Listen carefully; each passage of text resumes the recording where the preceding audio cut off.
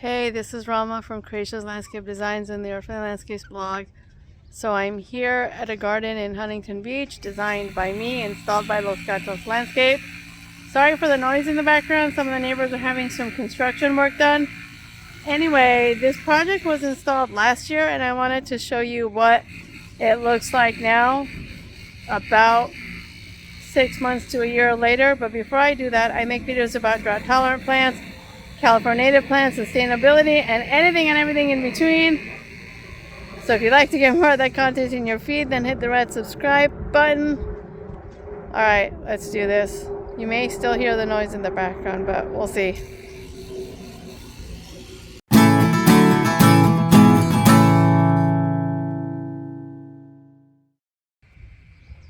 Okay, so on this side, we have some Hapatul, Cleveland sage. The poppies and the wildflowers were planted by seed. We basically took a bunch of seeds and sprinkled them around the garden. Now there is some weeding that needs to be done to this garden, but eventually the homeowner's been out of town working for a month, so when she gets back, she has a project ahead of her. This is the gravel driveway that we were experimenting with. It has held up nicely so far.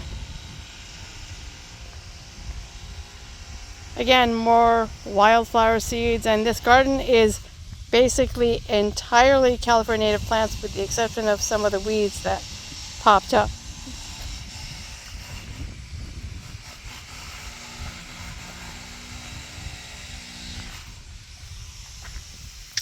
This is the white sage, and with the wildflowers, we basically just had a seed packet from Tree of Life Nursery that we sprinkled around, just kind of tossed a handful here and there in the garden.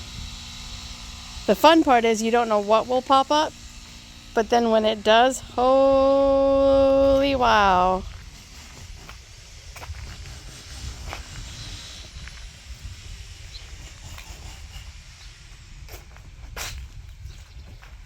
Now this plant is the Mimulus panaceus, the red monkey flower, doing beautifully with a siskiyou blue fescue on either side of it.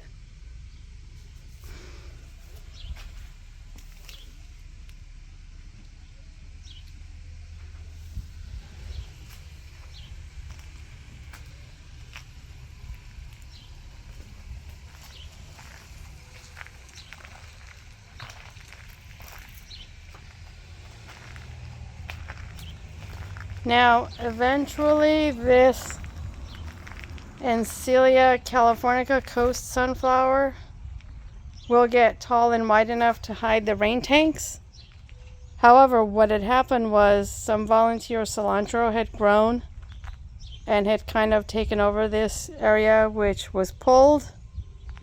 So now the Encilia has room to flourish. And as you can see, the rain tank is connected to the gutter, one to the gutter and one to the other.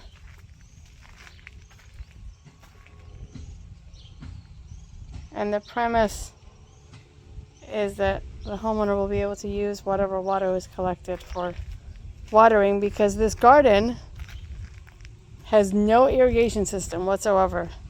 It has been hand watered and watered by Mother Nature.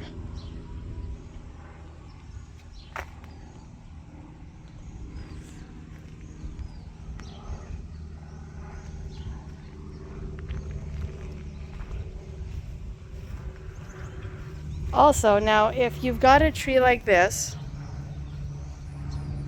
and it's existing, and I will mention this to the homeowner, if you see these little shoots coming from the bottom, I would go ahead and just pluck those, because you want the energy of the growth of the tree to be way up high and not down below. And this tree is big enough, you don't want any more of it sprouting from the bottom.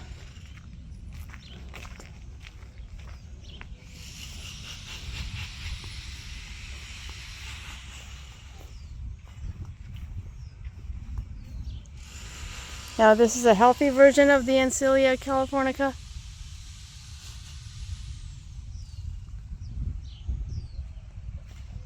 More white sage. I mean, this garden is great.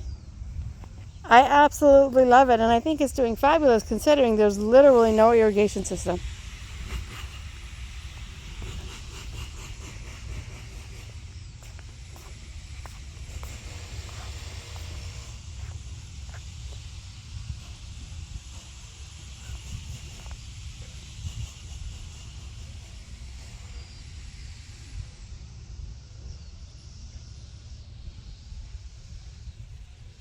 This garden was